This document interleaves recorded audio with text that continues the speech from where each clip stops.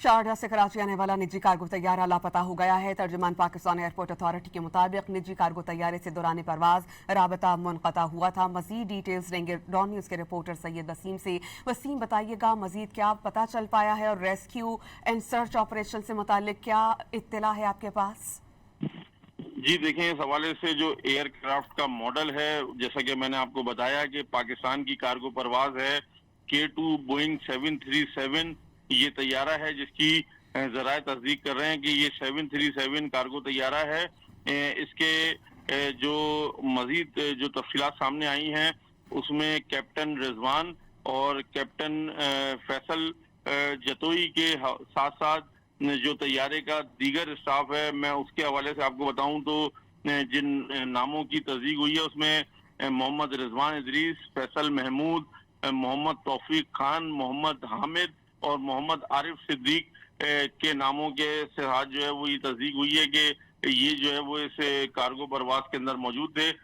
737 Boeing जिसके बताया जा रहा है कि कराची के करीब समंदर में जो है वो ये लापता हुआ है, जिसके हवाले से सर्च एंड रेस्क्यू ऑपरेशन पाक बहरिया, पाकिस्तान नेवी और PNFC की जानिब से जारी है। जी सईद वसीम, जैसा कि आपने कहा कि ये जहाज 5 रोज से ही शारजाह में मौजूद था और अमले ने नेविगेशन सिस्टम में खराबी के बारे में आगाह किया था। किस किस्म की खराबी थी, क्या डिटेल सामने आई हैं?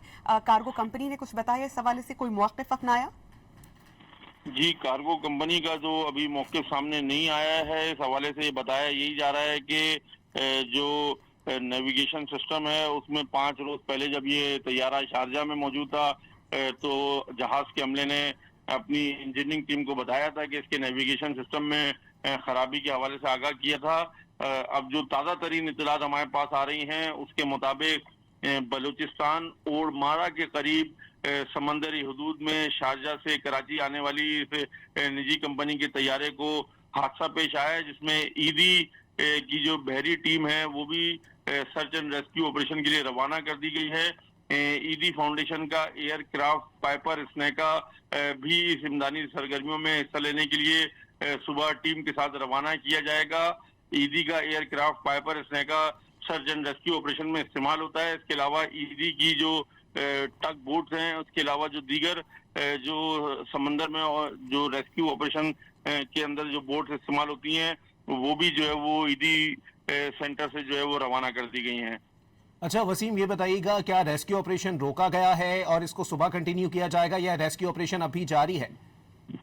जी देखें, जैसा कि मैंने आपको बताया कि ये जो rescue operation Fizaia rescue operation है जिसमें पाक बहरिया और पाकिस्तान नेवी के जदीद सिस्टम से लेस तैयारे जो फिजा में रहकर समंदर के अंदर किसी चीज का पता लगाते हैं, वो ऑपरेशन जारी है।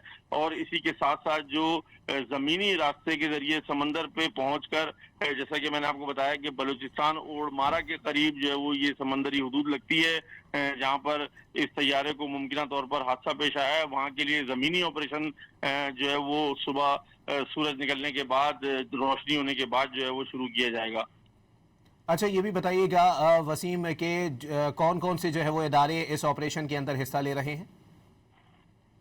जी, इसमें पाकिस्तान नेशनल शिपिंग कॉरपोरेशन, पाक बहरिया, पाकिस्तान नेवी और ईदी का जो है वो अभी सामने आया है कि ईदी फाउंडेशन का जो एक एयरक्राफ्ट है पाइपर स्नेका, वो भी जो है वो इन सरगर्मियों में हिस्सा लेने के लिए सुबह टीम के साथ जो है वो रवाना होगा। इस हवाले से ठीक है, बहुत शुक्रिया सैयद वसीम अपडेट करने के लिए।